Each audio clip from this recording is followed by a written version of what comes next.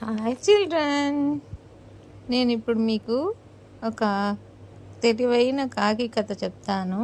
శ్రద్ధగా వినండి, ఓకే?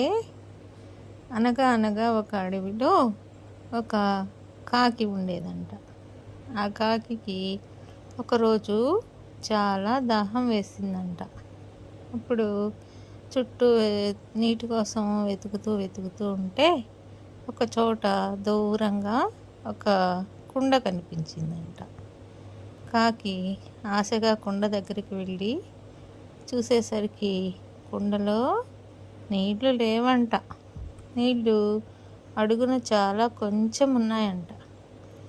అప్పుడు కాకి ఎలాగబ్బా ఈ నీళ్ళు నేను ఎలా తాగాలి అని ఒక ఉపాయం ఆలోచించిందంట.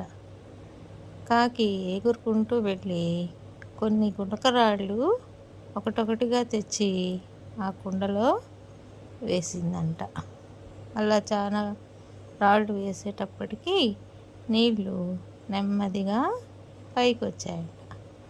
కాకి ఆనందంగా నీటిని తాగి దప్పిక తీర్చుకొని ఆనందంగా వెళ్ళిపోయిందంట. మనం కూడా అలాగే ఏదైనా సమస్యలు వచ్చినప్పుడు ఉపాయంగా ఆలోచించి